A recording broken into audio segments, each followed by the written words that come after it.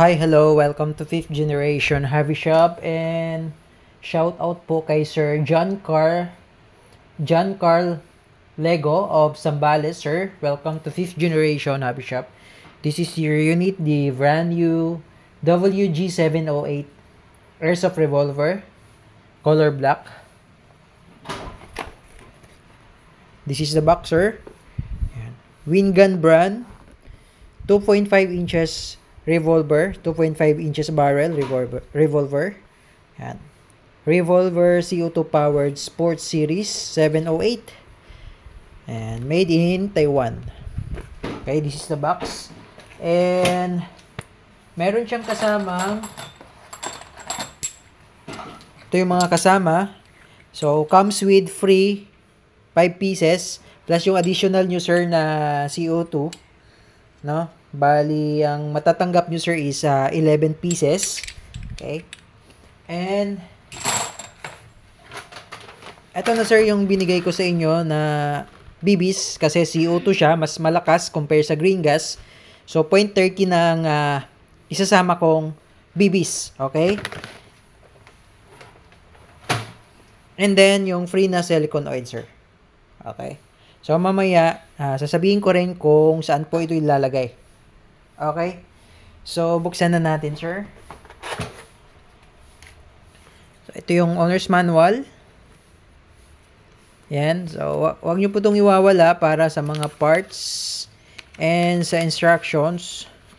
Andito rin, nakalagay. Pati yung mga part number. Yan. Mga part number. So, kung may mga o-orderin kayong pyesa, yan yung mga part number, sir. Okay? Pati yung parts explosion yan. Okay? Tago nyo po yung manual.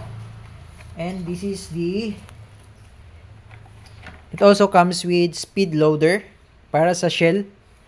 No? And yung kanyang mounting railing. No? Yung railing para sa optic sight. Kung gusto nyo lagyan ng optic sight, red dot sight, pwede siya, sir, no?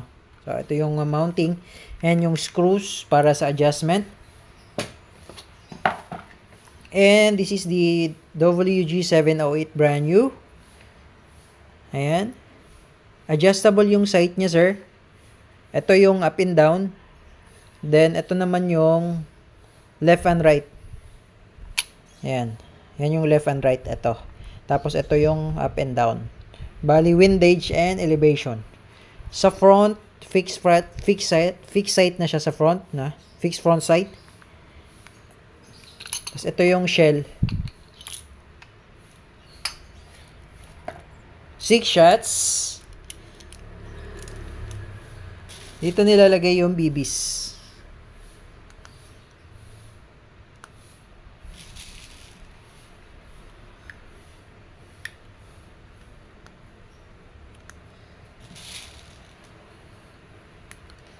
Yan, 6 shots. So, sa mga nagtatanong kung pwedeng steel BBs, pwede po ang steel BBs. Nga lang, etong ating airsoft kasi, etong WG708 is an airsoft. So, ang airsoft kasi nakadesign for plastic BBs. Yung mga plastic BBs natin, yun yung SNR 357, yung SR 357, yun yung air gun na yun. Ang tawag doon air gun. Ang bala nun talaga, steel BBs. Talagang nakadesign for steel BBs. But ang airsoft, plastic BBs ang bala, pero yung iba kasi binabalaan nila ng steel BBs, kaya naman niya. Pero this airsoft gun is not designed for steel BBs talaga. Okay, so pwede kang gumamit ng steel BBs, pero nasa sa inyo yun, no? Pwede nyo pong balahan ng steel BBs, kung babalahan nyo ng steel BBs, pwede po. Kaya naman niya, kasi CO2 siya. Pero nga lang, hindi siya talaga naka-design for steel BBs. Okay? So, load tayo ng CO2. Ito po, yung mga tawag nito, ito yung mga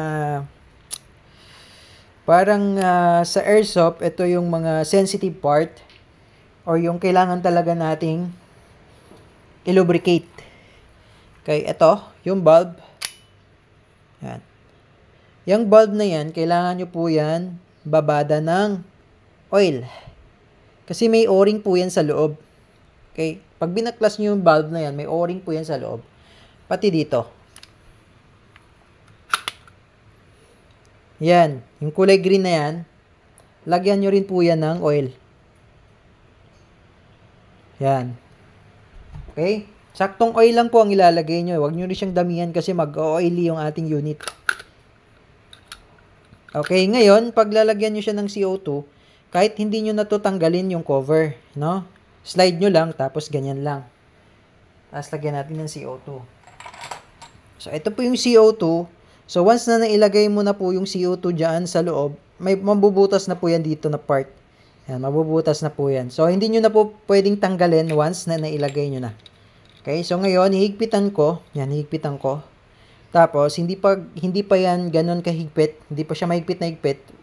Wala pa po yan butas. Ngayon, pipigilan ko po yung CO2 para hindi umikot. Yan, pipigilan ko siya. Tapos, kailangan mabilis po kayo dito, sir, maghigpit.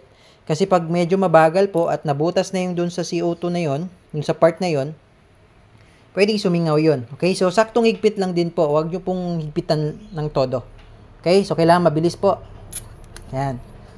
Ayun, sakto lang din po. Okay?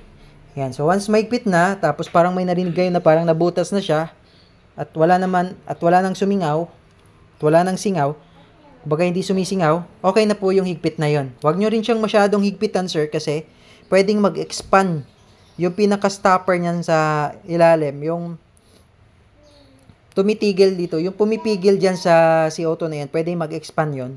So, doon din nagkakaroon ng premature leak. Okay, saktong higpit lang. Ayan. Tapos, testing natin kung nabutas na ba. Okay, so, yun.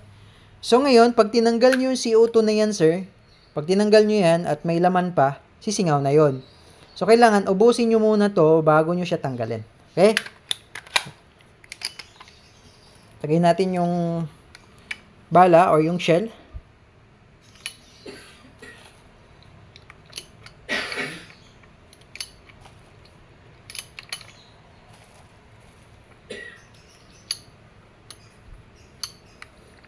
Ayan. Okay, then may safe po siya, no? Ito.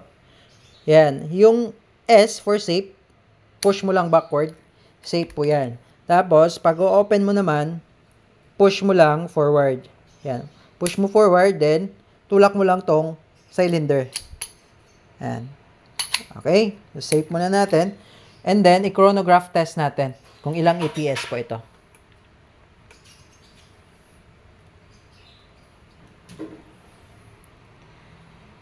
Okay, connect ko lang sa phone.